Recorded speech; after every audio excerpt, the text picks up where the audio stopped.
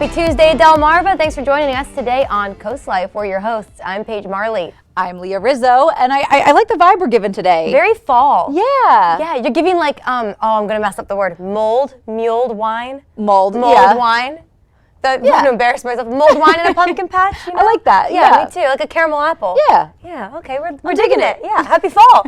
Happy fall. And I mean, really, October's flying by. Yeah. Here we are, literally halfway through the month. It's ridiculous. It's insane. A little more. Yeah, yesterday I said, I came into work, I'm like, the 16th, and then like an hour later, our editor comes in, he goes, the 16th? And now it's the 17th. You know. It's going by too quick. It is going by too quick, Yeah. but I'm excited because this is our first, we launched Coast Life in May. Crazy. This is our first fall. Oh, you're right. Right. And of course, let's just give one more quick shout out to our fall decor from our friends at Lord's Mercantile. I mean, they killed it. And don't forget, everything's for sale.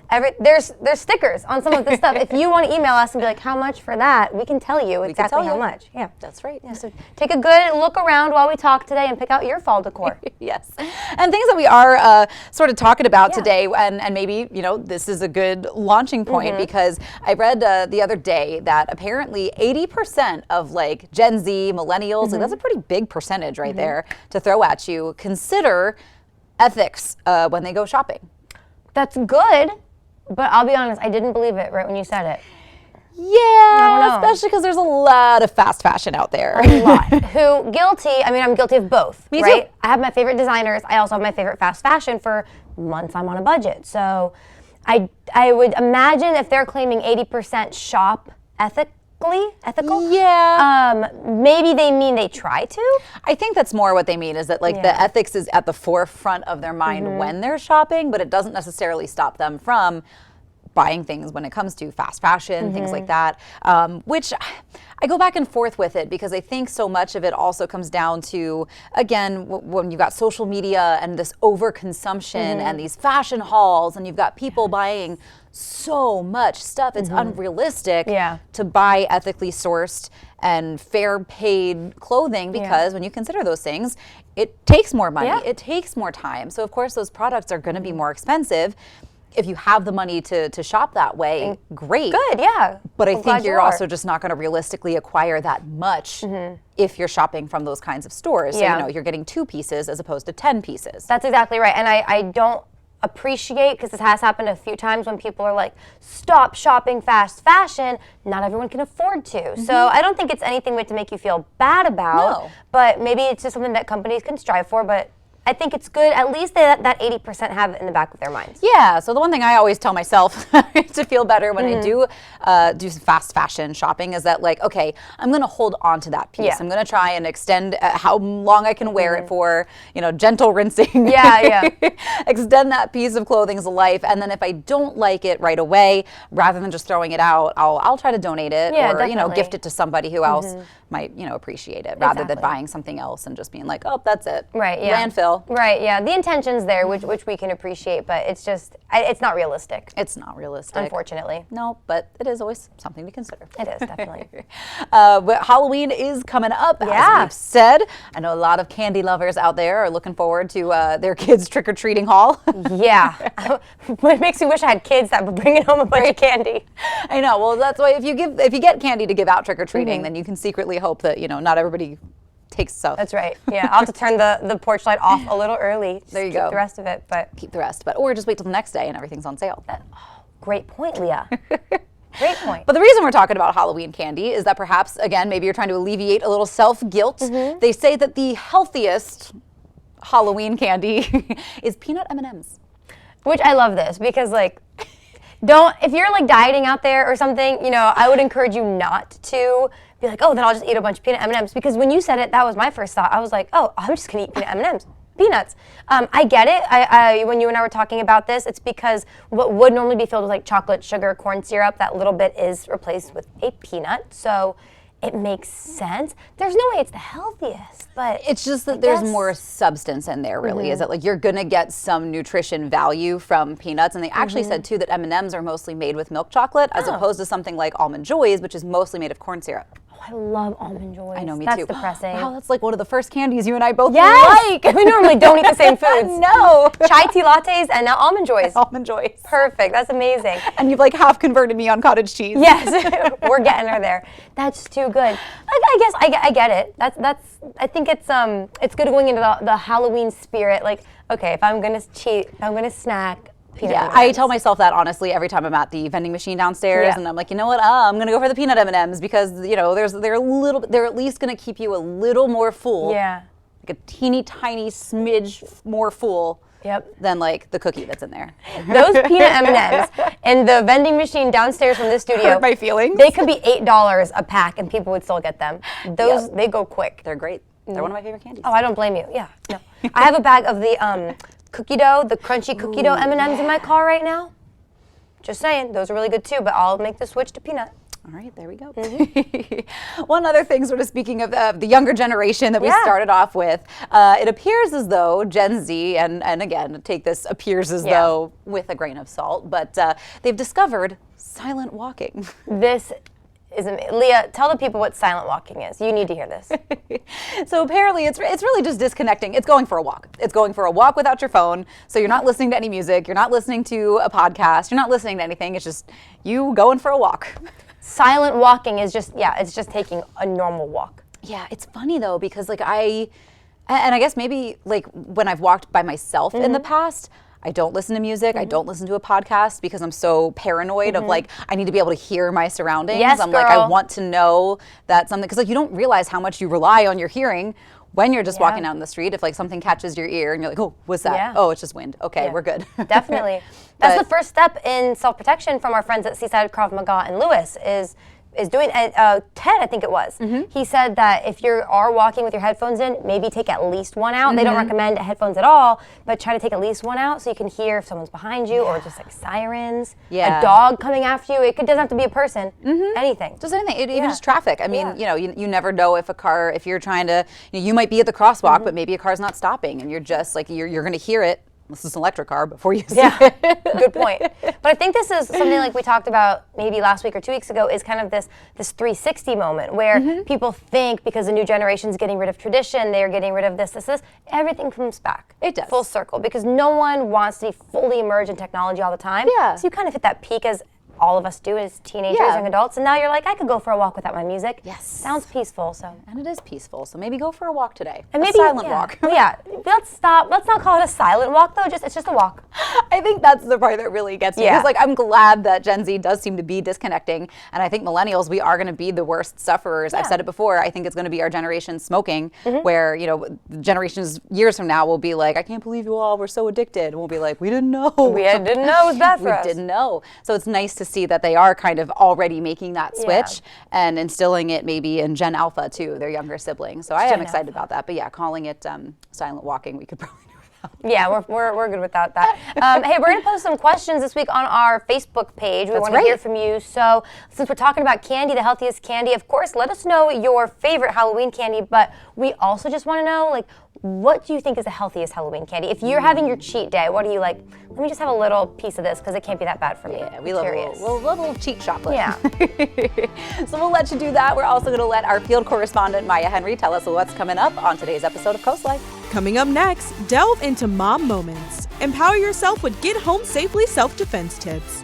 And get ready to time warp with Rocky Horror Show at Milton Theatre. All that and more when Coast Life gets back. Coast Life is brought to you by BB Healthcare, Coastal Comfort Heating and Air Conditioning, Preston Automotive Group, Shell Brothers, and the Parker Group. Mental health has really sort of come to the forefront of the conversation, and there's a very important reason why. Joining us on the Coast Life couch today are Jennifer and Mike. Thank you guys for coming in today. Absolutely. Thank you for having us. Now, Jennifer, you're with the Jesse Klump Foundation, right? The Jesse Klump Memorial Fund. We're a suicide prevention and awareness program, and we offer support to people who have lost a loved one from suicide. Yeah, and Mike, you're also with Worcester County. Yep, with the health department down in Worcester County, and we do a lot to support the community regarding behavioral health as well as all other manners of health. So, proud to partner with the Jesse Klump Memorial Fund and do some work in the community. Yeah, it's important work. Can you tell us a little bit about the Jesse Klump Memorial, how it got started and the story behind it? So Jesse Klump was a 17-year-old high school student in Snow Hill, exemplary student, straight A's, athletic. In February of 2009, he took his own life. The family really wanted to turn this situation into something positive, and all they could think about is giving back to the community and other kids so that no other family would go through that pain. Yeah. So we've been in existence 15 years. We do really good work. Talk with kids, go to schools, talk with whoever will let us talk to them. Sometimes it's hard with stigma to get people to talk about mental health, but we really want to give the message that it's as important as physical health. There is no health without mental health. Absolutely. That's very good. And let's talk about the stigma a little bit. I think sometimes when people are, they think about the signs being sadness, depression, you're pulling away from your loved ones, but actually it's not uncommon to hear, I think, sort of stories like Jesse's where they are top students, they're social, they're involved, and everything seems fine, and then all of a sudden it's unexpected, it comes out of nowhere. Why do you think that is? What are some things that maybe people should look for when it comes to either breaking down barriers with the stigma surrounding mental health, and like where does the conversation go from there? So I think that's a great question. Everyone's journey is a little different. Everybody's perception and their story is a little different. So, what to watch for can be a little different in everybody. Sure. You certainly want to watch for changes in the person. So, when you know somebody, you kind of know what's typical for them. And so if you start to see changes, that's something to be concerned about. If you start to see emotions that are kind of bigger than what you would expect, or negative emotions that last longer than what you might expect, then those are things you want to look for. So frequency, duration, and really the severity of those emotions. Those are things you want to look for. And conversation is so very important. So if you're worried about somebody, or you think they might be struggling, have a conversation and ask them.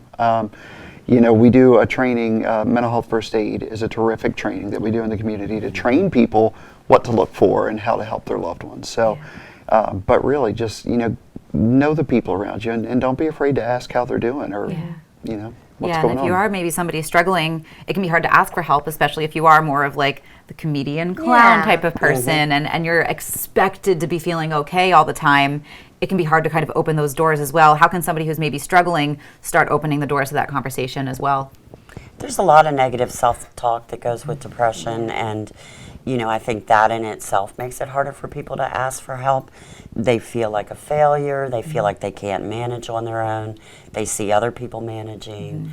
So, there's community stigma, but then there's also what we hold inside of us. Yeah, for sure. Yeah, I know. I like Leah too mentioned earlier that it's kind of been a recent push to like end the stigma and talk about it more, which is of course a great thing. Have you noticed in your line of work more people struggling or more people coming and asking for help? Absolutely. I think over the past decade or so, we've definitely seen a lot more folks coming in and looking for help. And you talked about the pandemic, post-pandemic. There were obviously a lot of folks really struggling and coming in looking for help. To the point that there's sometimes not enough resources to go around. But absolutely, that seems to be expanding. And part of it might be that people are struggling more, but I also think that part of it's because we're talking about it more, which in some ways, that's a positive. It's a positive that more folks are reaching out and trying to get help. Definitely. So absolutely. I also want to say that, if somebody's struggling, 988, we want to put 988 out there as a crisis line. It's a number you can call, even if you're in crisis or you just don't know where to turn. Call 988 and they'll be glad to link you with resources, and that's a national number. If the community wants to get involved, you guys have a walk coming up that people can participate in. Tell us about that. So on October 21st, we have the Out of the Darkness Walk. So the name implies that, we're going to be talking about suicide and everybody's going to be together giving each other support. So this is a rescheduled date, and we're actually doing it in Snow Hill at the Parks and Recreation facility. So if it rains, we can move inside. Okay. So Great we're idea. having this walk no matter Yes. what. Registration is at 9 a.m. The walk begins at 10. It's a time for people who have lost someone to suicide to honor them, to walk for them, and money raised benefits the American Foundation for Suicide Prevention. So is that something that people need to register ahead of time for, or do they just show up? They should definitely register ahead of time. If they want to show up, we're glad to have them. So they can go to afsp.org. That's the American Foundation for Suicide Prevention's website. They can register there, or if they're not going to be in town that date, or if they're watching this broadcast and they don't live in that area, AFSP holds walks nationally, so they can look online for find a walk in your area. Great, looking forward to this event. Thank you for spreading the word too. I didn't know that they held walks everywhere. That's important knowledge for people to know. Yeah. Yep. Thank both of you for coming in. Yes. Thank you. And, Thank you for having us. A heavy topic, but a very important topic Yes. to always sort of keep in the back of your mind, keep these resources in the back of your mind, and look out for our community, because I think people have become very isolated these days. So Absolutely. to have these community events is really great. Well, thank you you. guys for coming in. Yes. Stick around though, because we do have some more Coast Life coming your way, some more community-oriented events to discuss, so don't go anywhere.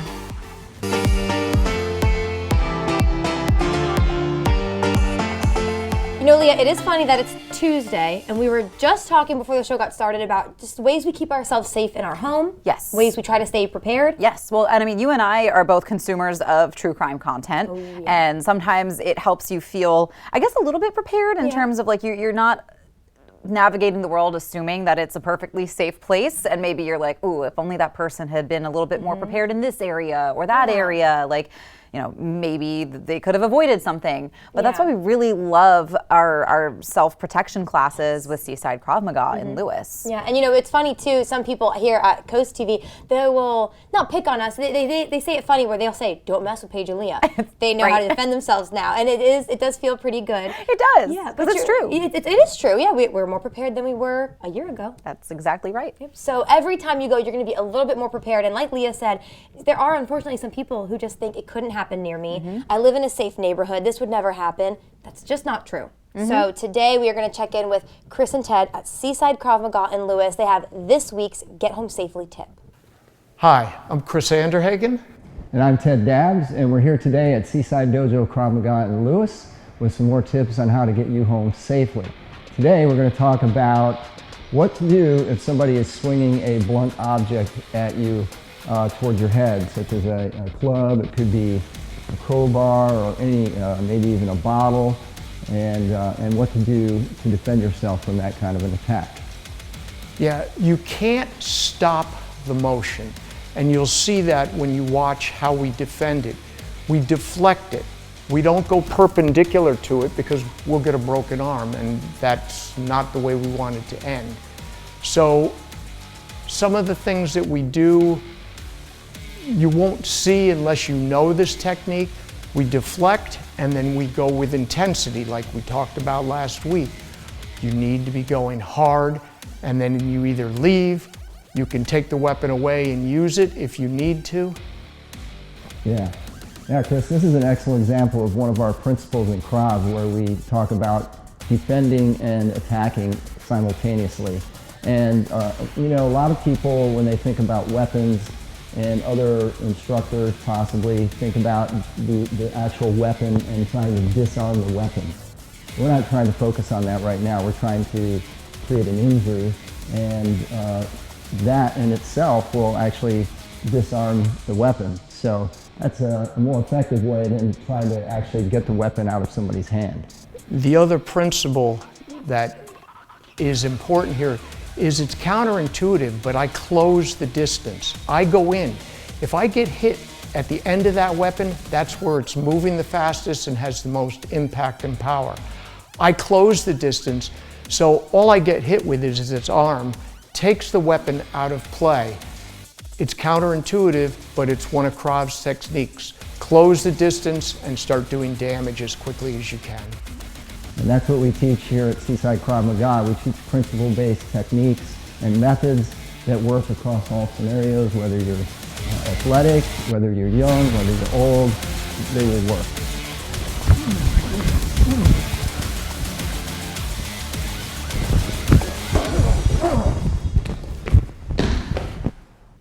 And it is important to note, we just want to remind you guys, they have classes for people of all ages. Yeah. And all experiences. Which, I mean, when you think about it, it's never too early to start learning self-protection. So they do offer classes for kids. Yeah, a lot of after-school programs. So parents, you can go, maybe watch a couple classes, and just maybe it'd be a good idea for your family. Yeah, I mean, I don't know if you've ever had those moments too, where like you think back to your own childhood and you're like, man, I'd have been kidnapped so many times. Like, so if you really do think about increasing that self-awareness, that just, you know, you're getting everybody prepared to hopefully never have to use any of the things you learn in that class, but at least that, even just that situational awareness, like we can't express enough how important that first step is. Yeah. The classes can't hurt. They can only help you. So make sure you guys check them out. You can go on their Facebook, Seaside Dojo or Seaside Krav Maga. Again, they are in Lewis. But we have some more Coast Life coming your way for right now, so stay tuned. We'll be right back. This segment of Coast Life was brought to you by Seaside Krav Maga.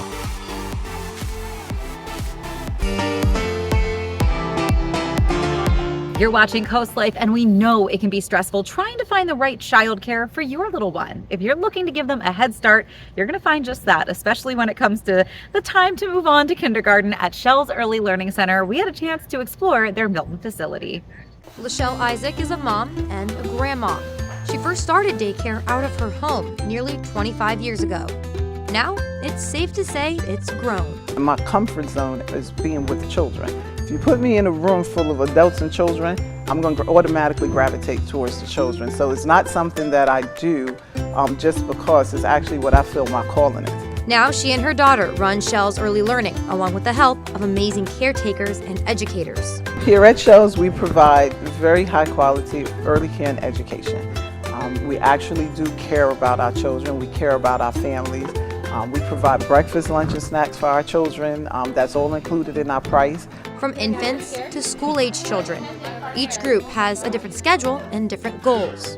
So the biggest thing in here is more so focusing on their gross motor skills, helping them with that emotional support.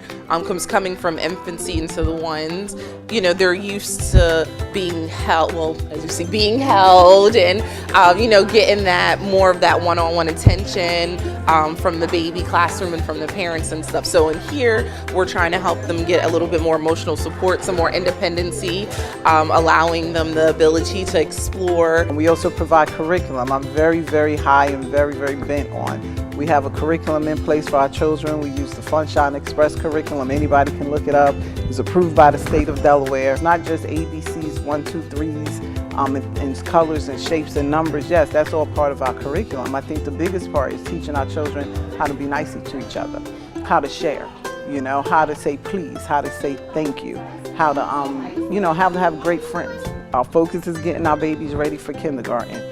But our biggest focus, in my opinion, is making sure we make that connection with that child. And that's what I'm always looking for from a teacher, from an administrator, even from myself, just to make that one-on-one connection. For the active children of all ages, the Milton location has a full-size gym. It's an indoor gym that we play games with our children. They play sports, they play dodgeball, kickball, anything that you can think of. They come in here, they play, they run, they jump. 3s and 4s are able to come out here and just run and get that energy out. And regardless if it's too cold outside, they can come to the gym. If it's raining, they can come to the gym. If it's burning hot, as the past couple of summers have been, they're able to come in the gym and still get that physical activity, which is potent to our younger children. They need to get out. They need to, you know, be mobile. For the children, they just know they're having fun and meeting new friends. But they're also leaving knowing new life skills, new words, and even new languages, starting as young as these two. For our infants is more so that mobile. We want to get them as mobile as possible. We do teach them sign language back here, as you can see. So as I stated, so that they can still feel as though that they're communicating with us and not feel as though we don't understand what they're saying, which we have learned with them. It takes a lot of stress off of the kids. Because they see that we understand when they say they want to eat, when they say thank you, things like that. And it's also because the teachers are able to be, you know, they're learning sign language as well too. For Lachelle, it's important every child is treated like her own. She says being a mom and grandma makes her relationship with the kids that much more special. Being 100% honest, it gives you more patience. It helps you understand that children are little people too, and they're learning.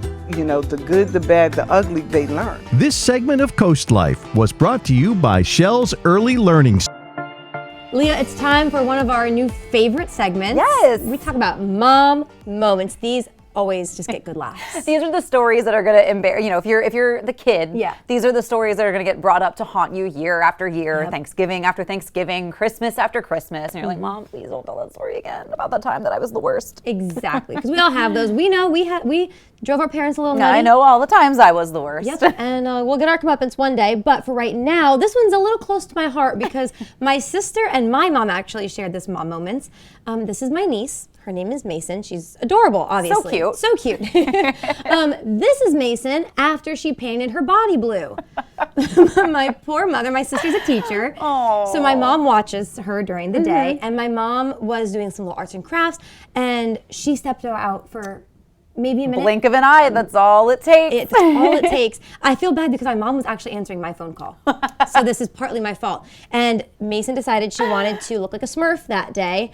The best part, maybe the worst part, is after she painted her whole body, she went, oh, and just sat on the couch. Oh, no. So no. I was at my parents' over the weekend, and How's the couch? Oh, it was bad. It's blue. Yeah. So not washable paint, I'm assuming. It was not, well, I think everyone thought it was. It was well, so sometimes washable too. They'll say washable and like it will wash off skin. That's exactly right. So we chalked it up to my mom said, you know, well, at least now when I look at it, I laugh. And it's there now as like a sweet thing. Aww. That's how we're gonna think about it. Is Nice. like, oh, when Mason was here, I think we keep the couch and give it to Mason as her first couch when she moves out. That would be cute. In 18, how old is she? 16 something years? Yeah, whenever. Whatever. So yeah. If you have some damaged furniture, some paint on the wall, some handprints. It's funny. Well, so my parents, you know, they waited till all of us were done moving out of the house and before they started any kind of renovation. So like their house has stood still for 30 something years. Smart. And when my sister and I were little, we used to make these dolls with like popsicle sticks and pipe cleaners and stuff and hot glue. Nice. And we would do it on the carpet, like right near the TV, because that's like where our little craft corner was set up. And so this little corner of the carpet for, again, what was once a white carpet, 30 years later, no longer, had all these little like hot glue spots that you couldn't get up. And so when my parents were remodeling everything, my mom was like, I was almost kind of sad to tear up that carpet. I was like, really? Because it was just like a mess. And she was like, yeah, but you guys spent so much time there. That's so sweet. I think that's good if you're feeling overwhelmed. Maybe your kid spilled something on your white couch or something. I did see something on Facebook where it was like, be grateful for those moments because some people wish they had those moments. That's you true. know, they wish they had, kiddos running around or a couch that was stained blue. So that's just our more positive way of looking at it. It's all about perspective. Yes. Even though in the moment, in the moment you're seeing red. The Being minute you see blue, you're seeing red. That's exactly right. So you go, Mason. I hope she becomes an artist one day. I'm sure she might. She is going to take over the world one day. I hope so.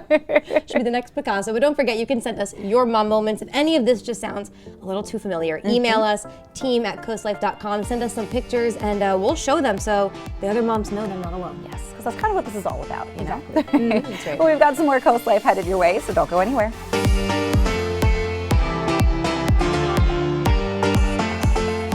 You're watching Coast Life, and you know we love celebrating local theater. The Milton Theatre, right here in our backyard, we love so much. JP is here, or I guess rather, I'm here talking to JP.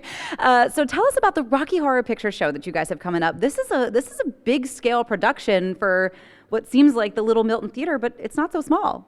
Well, that's what we're known for, bringing big city entertainment to small town Milton. This is the second time that we're doing it. We did it last year. Last year, it was just one weekend, and all of the whole run was sold out. There were people who were angry at us because they could not get tickets, and the people who saw the show were angry at us as well because they want to see it for a second time. So for this year, we've expanded the show times. We're doing 10 shows from the 19th to the 29th, and what's new this year is that we're going to have 2 callback shows. So for people who are not familiar with that, callback shows are audience interactive shows where the audience have lines and props and they can interact with the people on stage. It's going to be a lot of fun. That is a lot of fun. And I mean, that's sort of, in a lot of ways, the traditional Rocky Horror Picture Show. So maybe for people who have never seen the show or participated in the performance, what can they expect when they come to see it? Well, yeah, that's traditional for Rocky Horror, but Rocky Horror is not traditional at all. They can expect a lot of rock and roll, a lot of crazy fun, a lot of comedy. It's just an eccentric and really out-of-the-box show that, plot-wise, it's one of the lesser serious stories out there, but people can just expect to have so much fun, and I think we need that right now, just to have so much fun in attending a show. We really do need a lot of fun, and I think this is the perfect show to kind of bring that to the area, especially as we kind of gear up for Halloween and all the fun, sort of spooky fun. You mentioned sort of that big city-style entertainment and bringing it to small-town Milton. I don't know that a lot of people realize that these actors that you have in the show, they're from all over, right? Yes, absolutely. Not just the actors, but also the musicians. They come from all over the country. I think we had about 600 to 700 people audition for the roles that we have. So yeah, big quality entertainment coming to Milton. Well, I know it's going to be a lot of fun. So when can people expect to see the show? So we have 10 shows from October, opens this Thursday, from October 19 to 29. They can get their tickets at miltontheatre.com. Awesome. I know it's going to be a ton of fun, but we're not done here yet. We're going to introduce you to some of the cast members when we get back. All right, Coast Life, before the break, we were telling you about Milton Theatre's production of the Rocky Horror Picture Show. We're hanging with some of the cast here. We got Darby, Dean, and Kate. Darby, let's start with you. Tell me a little bit about the character you're playing, what you like about your character, and a little bit what you love about theater. Sure. Okay. So I play Janet Weiss. She is your stereotypical 1950s housewife. And what I love about her is that throughout her journey, she discovers that she doesn't need to be codependent on her fiance anymore. And she grows into someone who is independent and finds herself on her own. Awesome. So, I mean, you mentioned she's sort of stereotypical 1950s housewife. Do you see any of those characteristics that are still relevant to a 2023 audience? Yes, absolutely. I definitely feel like in 2023, we still find that women feel like they need to rely on someone else maybe to carry them along, whether it's in their career or just in life itself. And hopefully they can learn from this too, that you don't need anyone. Yeah. So how long have you been doing theater, musical theater productions like this?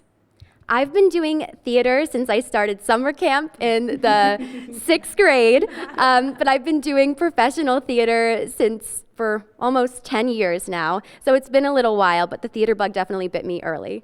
Awesome. I love that. So the theater bug, it does tend to bite people, and when it does, it bites hard. Can you give us a little preview maybe of what audience members might hear while they're seeing the show? Okay. This is her 1950s housewife energy. All right. Well, it's nicer than Betty Monroe had. Now we're engaged and I'm so glad that you've met Mom and you know Dad. I've one thing to say and that's Brad. I'm mad for you too. Oh, Brad, I'm mad for you. Amazing. I feel bad that there's not a packed audience here to start clapping for you, but there will be packed audiences throughout all of the showings of that. I have no doubt. That was awesome. All right, Dean. Tell me a little bit about the character that you're playing and a little bit of what you love about theater too. Okay, awesome. So I play Riff Raff, and he is Frankenfurter's right-hand man. He's the butler of the mansion. He oversees things, how the mansion is running, but he's also a little spooky, creepy, a little mysterious. And I love Riff Raff. I mean, he's really fun to play. I've been doing theater for 11 years now, so I also got bit by the bug quite early. And I love theater. I love expressing myself in many different ways. I love to sing, I love to dance, so yeah. What's something about this show that you're really excited for audience members to see? I mean, Rocky Horror is a cult classic, so I'm really excited just for audience to see it in general, to have fun. I feel like this is a really fun show. I think it's a coming of age story. I think it's a story about finding yourself and also accepting yourself. So I hope that people can kind of find themselves in this show through characters or through the music, through the dance, and just leave the theater feeling better than they did coming. Perfect. I know that's what I mean. I there's something about watching live theater that you don't get from watching on a screen, and it's something that I think you get that electricity but from the actors on stage into the audience. So could you give us a little sample as well? Yes, of course. course. Okay, so this is the first little solo in Over at the Frankenstein Place. The darkness must go down the river of night streaming. Flow Morpheus slow, let the sun and light come streaming into my life, into my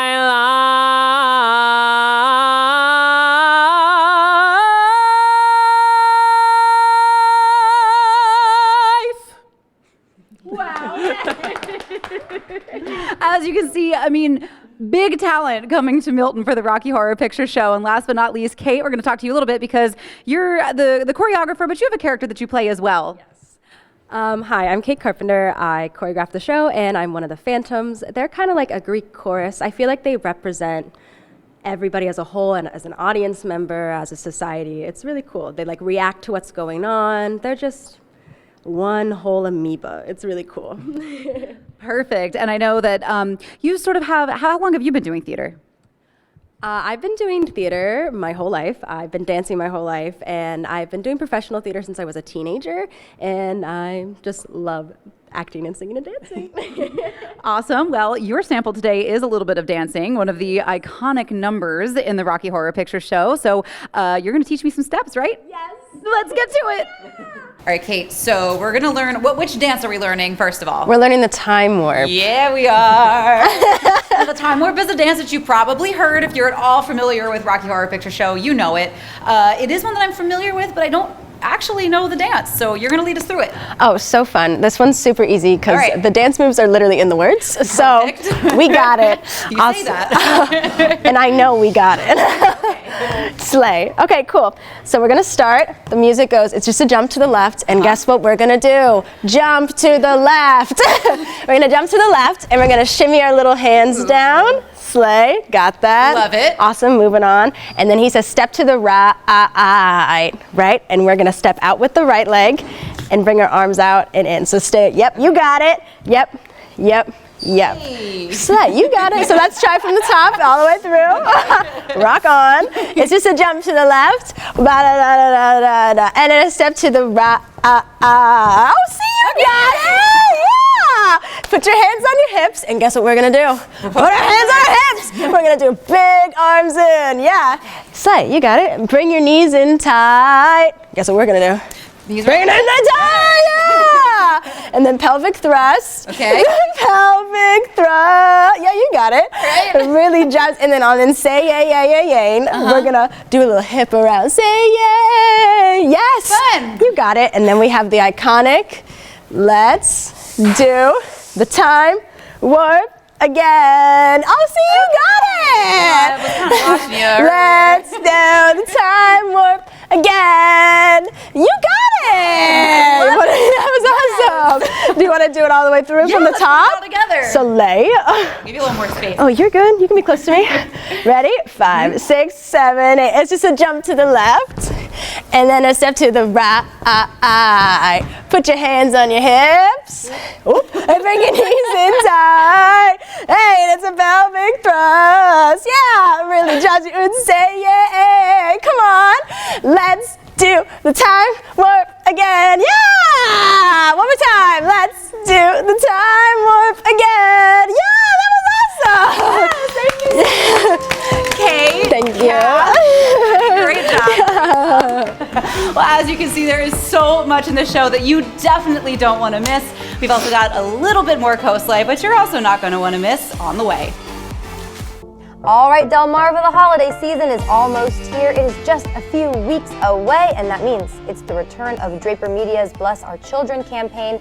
Every year, through generous donations from people just like you, we do our best to make sure every child has a present to open Christmas morning. And we do that by supporting nonprofits that pick families in need. So, applications for nonprofits are now open. They're open right now, and they are due October 31st. Leah, I'm really excited for the rest of this week. Yes. Because, you know, we talk about AI a lot on this show. Yes, we do. Yes. And for better or worse. Yeah, that's right. And tomorrow we're talking with the Parker Group to talk about AI in the workplace. And They are actually, they're going to calm some of our fears. Well, some of my fears. I don't know how you guys feel about AI, but they have a really great tips and tricks coming up that I think a lot of you, especially if you're wanting to start a business, you'll want to hear. Yeah, I mean, I think there are a lot of industries out there as they stand. It's either how do we incorporate AI, how do we incorporate it without letting it control everything? Like there's just a lot of questions surrounding AI, but also coming up on tomorrow's show, we're talking zombies. Zombies. I don't know what zombies sound like. I always wanted to be an extra on Walking Dead. I thought that would be fun. You'd be better at it than me. I missed my chance. I'm so excited for the Zombie Fest. And a little teaser for you, a zombie wedding. I know, just saying, that could be coming to a town near you. But lots of fun, not only with Zombie Fest and the Parker Group, but the whole show that we have tomorrow is going to be really good coming your way. Yeah, you don't want to miss it. Right now, though, another great show is coming your way. That's right. That's Coast TV News at 5.